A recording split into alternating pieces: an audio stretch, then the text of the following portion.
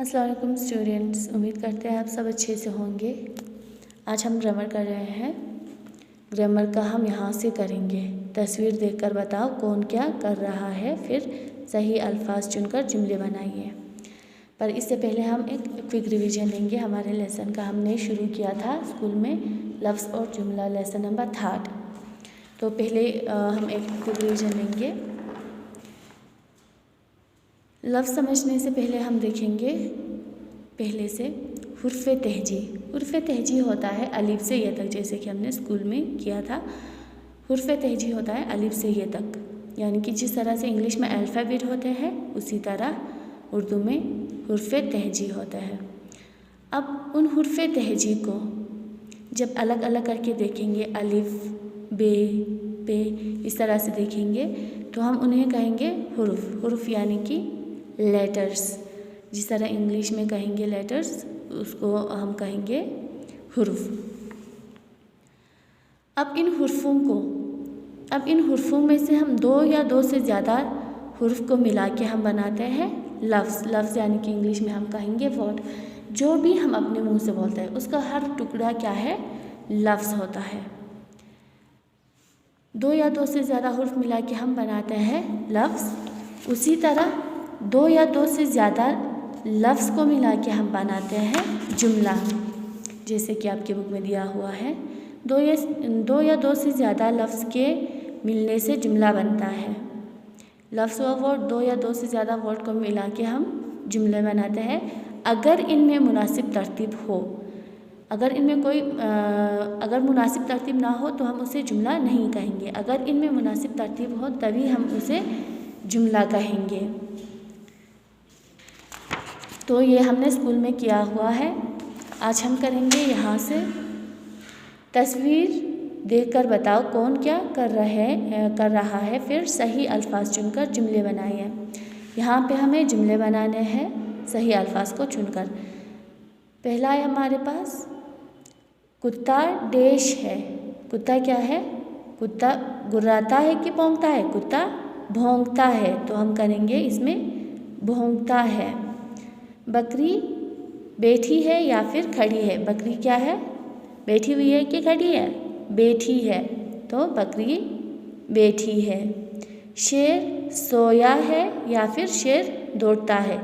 इनमें से एक को चुनना है।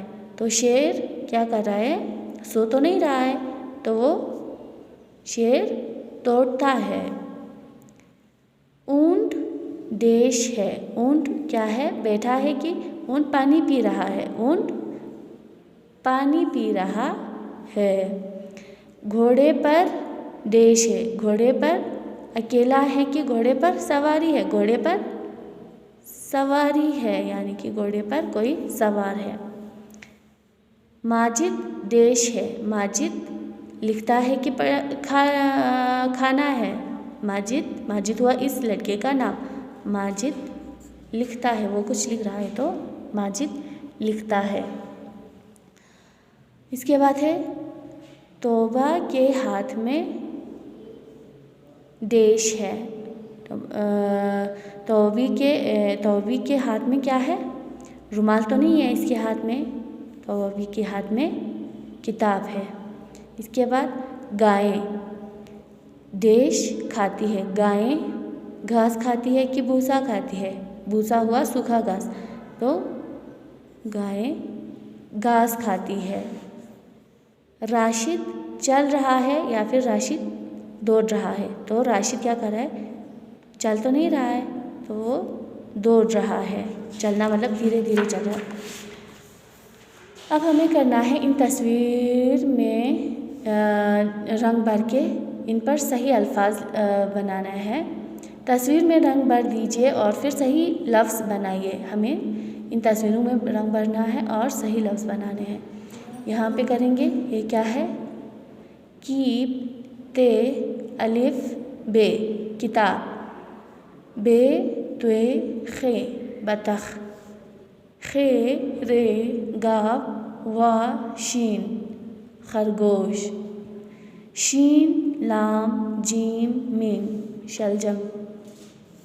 मीम चीम हैद चशम। चीम हैद चशम क्या है? दो चश्मे हुरूफ है। ये भी एक चीम हैद चशम को हम साथ में ही लिखेंगे। तो मीम चीम हैद चशम लाम ये मछली। इसी तरह पे लाम नून गाब पलंग। पलंग कहेंगे हम बेड को। गाब डे ये अलिफ गुड़िया। अलिफ नून अलिफ रे अनार। रे सीन सीन ये रस्सी।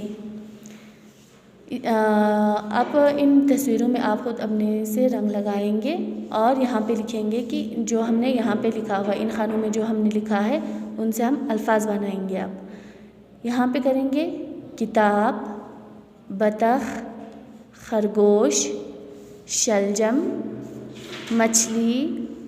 इसके बाद है पलंग, गुड़िया, अनार, रस्सी।